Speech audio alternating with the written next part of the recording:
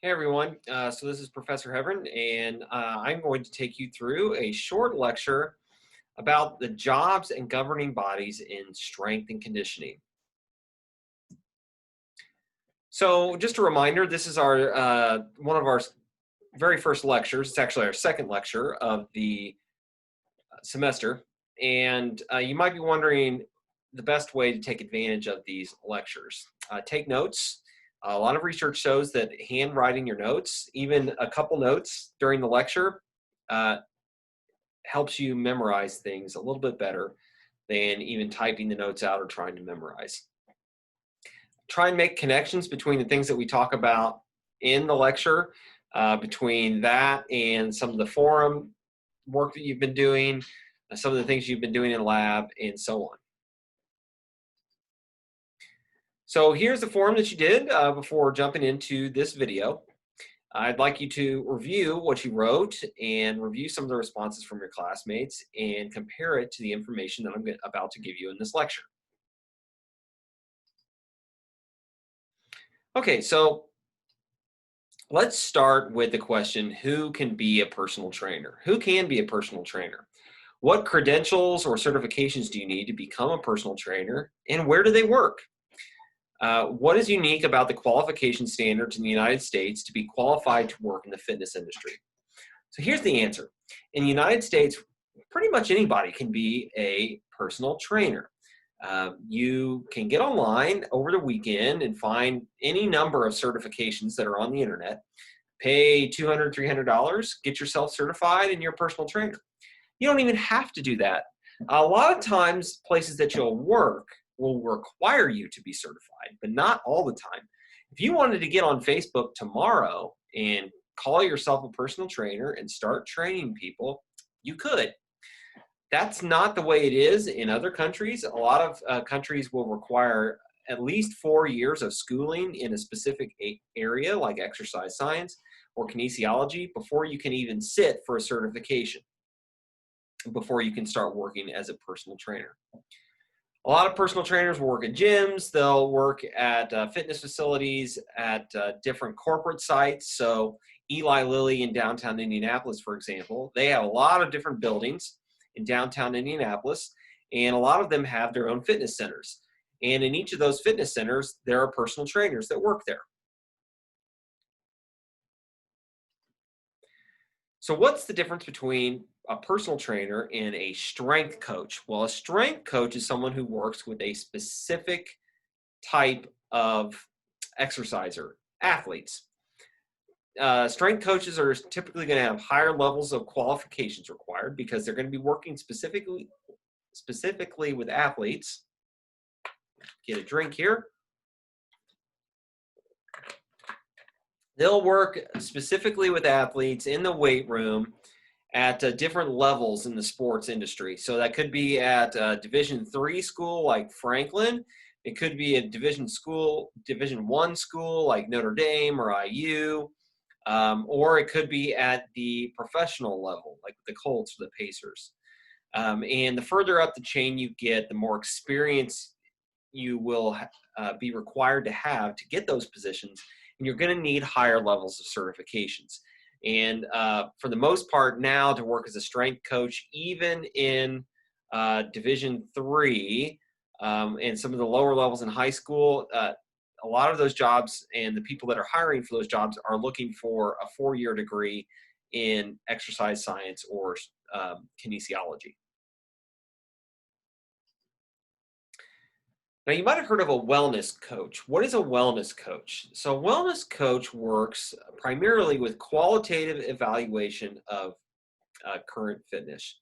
So what that means is they sit down with you and they do a consultation, and they'll usually ask you some questions, have you fill out some surveys, and they will collect all that information and they will assess it, and then they will tell you, usually right then and there, okay, given the information that you've provided to me, here is your level of fitness and here are my recommendations.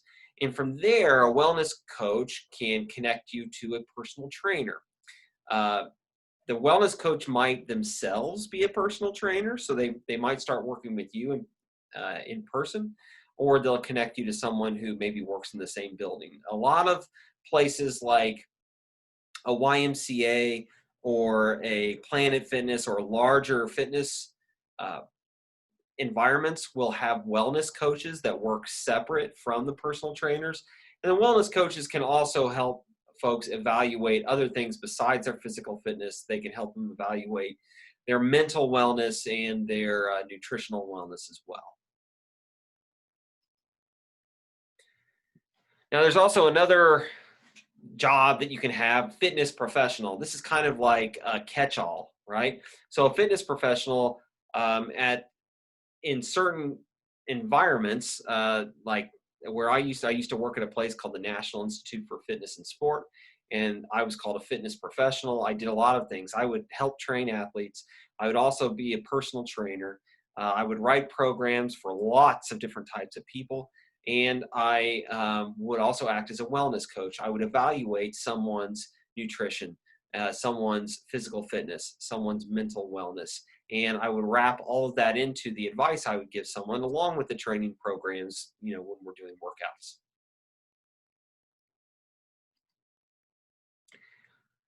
Next, we're going to talk about exercise physiologists. What are exercise physiologists? They are folks who work specifically in clinical environments like a hospital or testing facilities. They have advanced degrees, typically a master's degree in exercise physiology, and they are primarily responsible for testing folks using exercise as a stress on the body. So putting someone on a treadmill and watching the rhythms of their heart on an EKG, looking at their blood pressure, and monitoring how their body responds to the stress of exercise. Usually a doctor, if you visit the doctor and the doctor says, well, it looks like you might have some issues with your heart, I want to send you to a testing facility to get a stress test done on a treadmill. They will show up, and then the exercise physiologist will explain to that person what the test is all about, put them on the treadmill, monitor their physiologic responses, their heart rate, their blood pressure, and then they'll report back to the doctor. Exercise is a great way to put stress on the body because the reactions are fairly predictable depending on someone's level of fitness. Next, we're going to talk about dual role professionals, and basically what that means is you have degrees or certifications on both sides. You could be a physical therapist who also works with athletes in the strength and conditioning industry. You'll have several credentials. You would have gone to school for a couple different types of degrees. So Bill Hartman is an individual who is a co-owner of a facility in Noblesville, Indiana, called IFAST.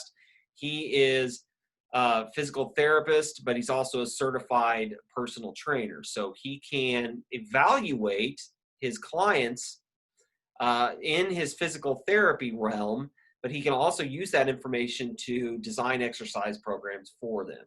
So dual role professionals typically have spent a lot of time in school and developing their area of expertise in two different areas. Another example would be someone like myself. If I have, or I will have, my PhD, if I have my doctorate, and I also have a certification as a strength coach, which I already do. So I can teach in the classroom. I can also coach people live and in person. Okay, so let's talk about the governing bodies. What is a governing body or a leader in the industry? These are entities or companies that are the folks who lead the industry, the exercise science and strength and conditioning industries. One of the best ones, and one of the ones that is closest to us here in Indianapolis, is the American College of Sports Medicine. It's one of the longest standing professional governing bodies in the exercise science industry. It has several certifications that it offers. I'm trying not to sneeze right now. Woo! Oh. Hold on real quick.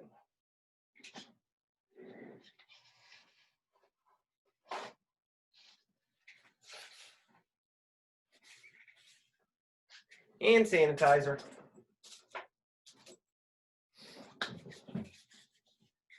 Yikes. Just like a real lecture, right? Okay.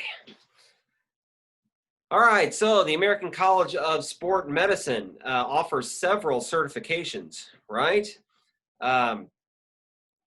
Certified personal trainer, certified exercise physiologist, and registered exercise physiologist. A registered exercise physiologist actually has to go into a clinical setting, like a hospital, and spend a certain number of hours observing before they can actually sit for the test. A primary focus of the American College of Sport Medicine is clinical professionals and non-athletic populations. The next governing body we're going to talk about is the National Strength and Conditioning Association. They are located out west in Colorado. It is the longest standing governing body for strength training and performance in the exercise science industry. They offer several certifications as well. They offer their own personal training, certified personal trainer certification, or certified strength and conditioning specialist, CSCS. That's a certification that I have. They also have a task force specialist coach, so someone who is certified to work with military or police personnel in strength training, which is pretty cool.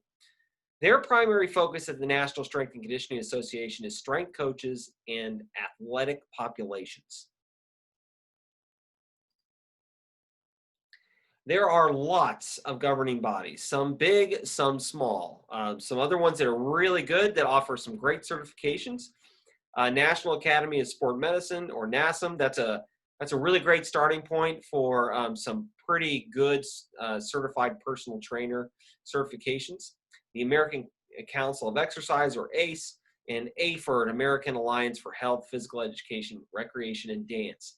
If you are really into something like Zumba or dance as an exercise, AAPHEU is a great place to go to get more information. There's lots of other types of certifications out there. And when it comes to certifications, it really depends on what you want to use them for. So there's nutrition certifications. There's CrossFit certifications. CrossFit is very popular. There is functional movement screening certifications, where you learn how to test people and see, well, where they might be really flexible, where they might be really strong. West Side Barbell certification, that's actually a really tough certification if you're really into powerlifting. Really big strength training, squat, bench, deadlift, that's a very, very popular certification, especially for those individuals who want to compete in powerlifting, squat, bench, deadlift. So that is the end of our lecture on governing bodies and the different types of certifications that you can get. If you have any questions, be sure to let me know.